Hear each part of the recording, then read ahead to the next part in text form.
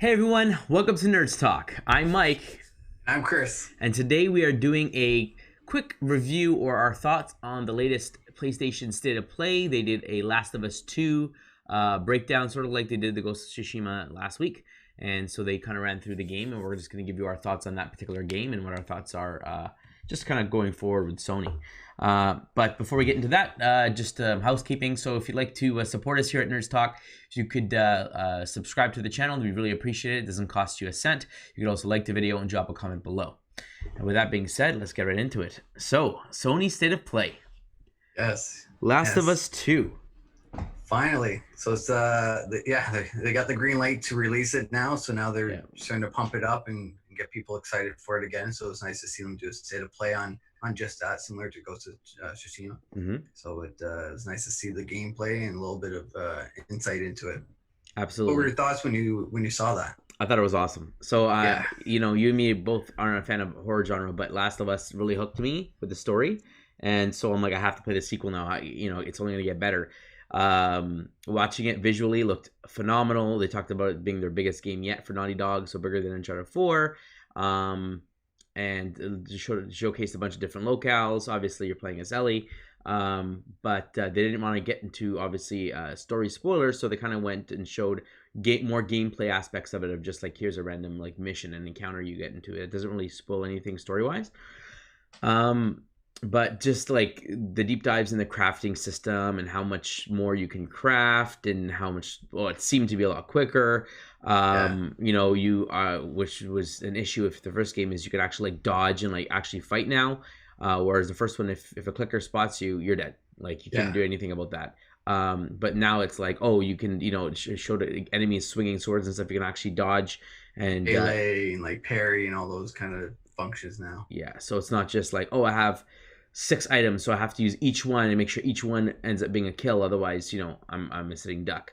You have ways to dodge, you have ways to run, you can break windows, find new paths to kind of hide and kind of reset yourself. And obviously, as you find these new paths, you're going to find more equipment that you can craft new weapons and stuff. So I thought that was really cool, picking up, obviously, weapons of people who drop them. So not just crafting stuff, but you can grab other people's stuff. So, more in-depth with the guns. You can get like silencers and stuff on them. So it's not just, oh, if you want to go silent, you got to use the bow. If you use the guns, you're going to know where you are. Now they have like suppressors and stuff for the guns, so you now can make use of them more often and not have your spot blown. But I think that's also because there's a lot more enemies, it seems like, with each encounter. In the first game, you go up against maybe 6 or 7 in a room, and this one, it seemed like there was like 15 or 20 in a bigger area that you're running through and getting through all these different areas. So that's pretty cool. Visual looks great, music sounds great. I'm really excited about what the story is going to lead. Are we going to circle back to how the first one ended? Are they going to kind of get back and face the decisions that were made, or are they just going to go and just tell Ellie's story from here on out? It'll be interesting to kind of see where we go from here. But I don't know, I was really impressed with the gameplay, the animation of it. I mean, it's more Last of Us, but it just felt like there was a lot more strategy involved this time. So yeah, man, I'm really, really stoked for this game. The biggest caveat for me is, all the footage was shown on a PS4 Pro, which I don't know, I own just a PlayStation. So it's like, do I just wait for PlayStation 5 and play it on the newest? Which will show up really nicely on that. Yeah, that's awesome. So I was really impressed by it. Like, it seems so open world. There's crawl spaces now that you can get into. There's water. There's different atmospheres. Yeah, and she can swim.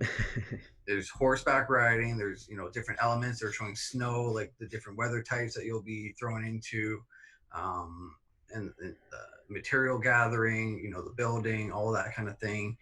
Choosing different weapons and customizing. They have that tool table that you can change scopes on your gun, or you make it fire faster or whatever, so you can customize even your weapons and everything like that. So with, like you said, with the silencers, you can create a silencers with your materials, or you can create more bows or whatever it may be, like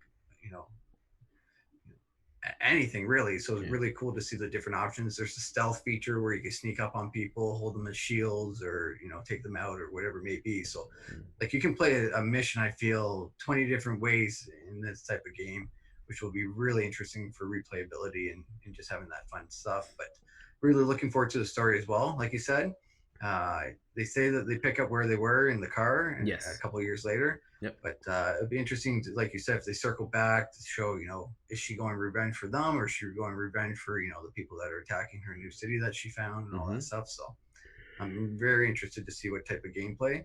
And I like that they added some new bad guys, like other than the clickers and stuff like that. They That's the have part that I wasn't happy about. armored one where like it Ugh. does the gas if it gets too close or if you shoot too much and stuff like that. So they're adding different ones, and they left a cliffhanger for one as well. Seems like Yes. maybe a A creature, giant. like a giant creature or something.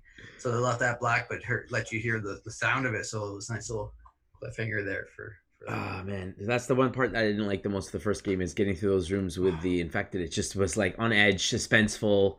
I It's remember always having to, dark, and yeah, yeah. and you like, oh, you have to be careful because if you set off this guy, can you get away from this guy? And then, man, it just every time it just stress levels went up the roof, and there were certain areas that I have to do 2 or 3 times to try to get through it because it just I get killed. This guy, find the path that they take. Okay, I'm gonna take this guy out, then this guy out, then this guy out, then go over here, do this, and then I made a mistake, and one would kill me, and then okay, try it again, and you have to redo it if you want to try to get through as stealthily as possible to get as much crafting materials as possible, and conserve Yeah. your ammo. You have to find the right path. Otherwise, you can just go out and try to kill them all as quick as possible, but then you're out of ammo for the next encounter. So, it's interesting gameplay. But I remember there was only two missions or two areas that had I guess I can't remember if they call them the runners, basically the fast ones. I did Those, not like them at yeah, all. I did not like It those. was like World War Z when I was like, hey, they can't be fast. Yes, Zombies can't you be hear fast. them running, and you're like, oh, you run up the stairs, you run to another room, and they're chasing you, and I'm like, it's not like the regular ones who they're just stuck in that room. No, these ones will chase you from room to room, and there was like 6 or 7 of them together, so it's not even like you can take them all out one on one. So they're back, so I'm like, okay, great. And then they have the new ones that take a lot of bullets, and they're like, oh man, I can imagine the stress levels in this game is going to be even crazier. But Oh yeah, on the flip side, I did like that you can now have missions of people and infected help you. together, and you can pit them against each other. I'm like, that's perfect. Let them thin the herd out. That way, I can go in and pick up the scraps. So hopefully, it'll just be humans. I had no issues going up against the humans. It was the infected that.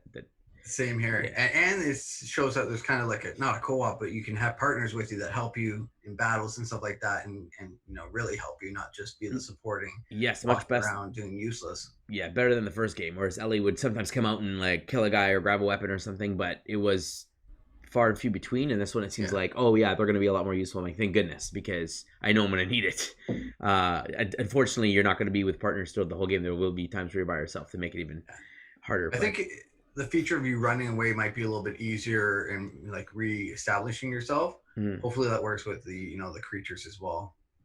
So this time you can actually get away and kind of reset. And But the if you made a creatures, mistake, so the infected, they have the sound, the right? sounds. So you make sound, you run away, you hear the steps. They generally kind of go in the area that you're. Oh man, But if you grab one of those bricks that are on the, like, you can throw some stuff over on the side yes. and hopefully just deter them that way. So I'm hoping that might work.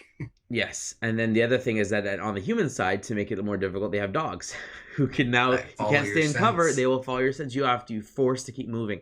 I remember there would be certain missions in the first game where I'd be sitting still for a good like 5 minutes of real time, waiting for the guy to come by, double checking the paths, making sure no one else can see me before I take someone down. Now you can't. You got to move, make a decision and go because the dogs Yeah. are gonna find you, and it's like, oh man. Not only does that again up the stress level, but then when they showed them throw a Molotov cocktail on the dog and you hear it screaming, I'm like, oh, I don't want to do. I want to hurt the dogs as much as they're Yeah. gonna kill me. I don't want to hurt them either. Yeah. It's tough. It was very tough to hear, but I like the different features that they did, and it looks so smooth. Yes. Obviously PS Pro is going to run a bit faster and higher level, but I don't know. I just think it will. It's a hard choice, like you said, between waiting for it for the new console or picking it up now and playing it since it's coming out June 19th. I believe the launch date is. That's right. So it's just around the corner. So it's a hard choice to make. Absolutely. So, did you enjoy the first game? I know that you're not a horror fan like me, but did you enjoy the story of the first? Did you I beat did. it? I got hooked and I beat it. So my brother bought it first, and then so I wasn't interested at the beginning. I was like, no, it's not my type. I don't want to play it. I have no interest in this horror game. And he kept raving about it, and then I kept hearing the news about other people raving about it. So I ended up picking it up. And I played it, and I was hooked. I couldn't put it down really. And it's just, I mean, there's some parts where I'm like, why am I playing this? Yes. This is just Yes, like, terrifying. why am I doing It's this to so myself? dark. There's noises. I don't know who's where and stuff like that. So there's some times where I was questioning myself. I only have 2 shivs. I need to save it in case the clicker grabs me. It's the only way of getting out, and it's like, but I need it. Like, oh man, just stress, man. Yeah, but it was fun, and the story was phenomenal. I really enjoyed the story. I wasn't sure which way it was going to go, but I like the way it unraveled for sure. Absolutely. Yeah. So I mean, it's going to be great. Naughty Dog. That's what they do the best, right? They tell amazing stories and have these amazing set pieces, and each game they just outdo themselves again and again and again. Uncharted 4 was a masterpiece, and so was Last of Us Part 1, and now they have Part 2 with all the tech of PS4 and everything they learned from the last few games. You know, they talked about the rope. You now have more verticality, where you can climb over things now, climb up and discover new areas that way. So I'm like, that's side great. Missions they were saying, like you could find side missions with the ropes and stuff like that in different areas. Yeah, so it's lots of stuff to do. I actually really wish that there was a co-op mode, because I think I'd be a lot more laughing and joking when you're like getting attacked by zombies when you have a buddy there. Yeah. And you crack jokes, but when you're by yourself and you're playing like me, I played the first one in the basement in my previous home, and you know, you play it on a 75-inch in the dark, and it just freaks you out. You're downstairs, you know, you're away from everybody. It really was just it's like I said, stress level. So I'm like, man, if they had a co-op option and you could play with a buddy, I think this would definitely help me get through this a lot more stress-free, I think. I agree. And I think it would be fun to, you know, be like, oh, this person's over here, the clicker's over here, like, let's do this strategy. And I'll throw this, you go over there, Yeah. Maybe Last of Us 3 will do that. Yeah, we'll have to see. Are they going to do that? Or are they going to go with PS5 and go with a brand new IP? Are they done with Uncharted? Yeah. Are they done with Last of Us? Are they going to go with something brand new? Definitely. And they were talking about a new engine that they were using as well at Naughty Dog. So new technology Naughty Dog engine come up with, the Naughty Dog engine. So it seems like they're with this engine, they could really make it, you know, a vast environment where, you know, it's more open, more you know, abilities for you to do. And you know, I feel like there's probably some areas where you can kind of roam around freely and choose which way you want to go or what thing you want to do. Yeah, and then that's partially going to make me a little bit more OCD from the standpoint. In the first room, there were certain rooms that were locked, and you could only pick it with a shiv. So you have to choose, like, do I save my shivs to, like, fight and survive, or do I save them as keys to access these doors? And usually, like 9 times out of 10, those doors would always have really good upgrades, special parts for your weapons upgrade, or a lot of extra ammo, or a lot of, like, just a lot of crafting material. So it was like, you know, that shiv that cost you would give you, you know, 5 more weapons worth of stuff, essentially, right? So I'd always want to keep like 2 shivs on me for keys and then 1 for defense. And I always have that and try to find all of those rooms to upgrade everything to the max. And now with this being open and like you can go this way and it said like you can completely skip this room. And I'm like, man, but what if that has that upgrade? And so now I'm forced to like, do I just skip it because I don't want to fight the zombies, or do I go in because I know there's going to be some loot that's really going to help me later or something, you know? Yeah. It's going to be interesting. Unless all the major upgrades, all the major guns you get through the story, and then it's just literally just more crafting stuff that you're passing by. I don't know. I'll have to wait and see. But man, yeah. I like that they showed the gameplay at the end too. Just so it didn't give away anything, but it showed, you know, the mechanics that you could use, the different weapons that, you know, are available. You know, the enemy types, all those kind of things. Brutal kills, man. Like that. Oh man, headshots. Like it was like through the throat. Like they did not edit it at all. No. Which was fine with me. But yeah, it was very, very well done. Good scenes. Yeah. So I think it'll be another game of the year contender. Oh yeah. This Ghost of Tsushima. Yeah, it's gonna be crazy. And to think this is both, again, like they're not saving one for PS5 launch. This is all PS4. So with PS5 kind of around the corner, what do they have up their sleeves? What launch games are they going to have? Like, are they going to come out with a Horizon Zero Dawn 2? Is that going to be the launch game? They haven't shown anything about it. We know that that's definitely what it was being worked on, but because that studio hasn't done anything since the first one. But like, is it going to be ready? Is it going to be revealed and released within a month? Like, it just seems like an interesting situation. Now, the rumor and speculation is that next week, June 3rd, is there speculation that PlayStation is going to have this event, this unveiling event. So we're all, excited to see what's happening next week, if it is true, if the rumors are true. There's Yeah. also big rumors about Sega having a huge announcement next week. A lot of people say for the 60th anniversary, it could be a potential console unveil, which would be insane. I think at this like how long it's been since they released the console. Yeah. To come back with let's throw our hat in the ring, and then nobody leaked this, nobody knew about it. It was held that close to the chest that nobody knew a console was being That, made. that would be hard to do. It would be For really sure. hard to do. I mean, and if they did it, would people really be willing to jump on a Sega console when you have all these Microsoft and PlayStation? Sony, yeah, Like they have the PC. yeah, they have the not just the fan base, but you have like the system. Like you got used to like your Xbox Live Gold, your Game Pass, your party chats, and all that kind of stuff. And then on PlayStation side, you have their infrastructure and how everything works, right? Are they going to want to decide to spend their money on a Sega platform instead, where they might have a few exclusives, which would be weird because Sega's been on everything now. Yeah. But if you look at all the big exclusives, the really great games, you have Nintendo, you have PlayStation right now, right? And you have a couple on Xbox. So what is Sony going to have that's going to have someone to say, I'm going to spend my $500 on Sega, forget Sony and Microsoft? Like that's going to be a tall pill to swallow. So they have to have, a really amazing showing if that was the case. Yeah. I mean, yeah, they would automatically be third in line as soon as they launch it. And I mean, I'm guessing more some sort of anniversary game or new IP or something, that they just want to celebrate their heritage with.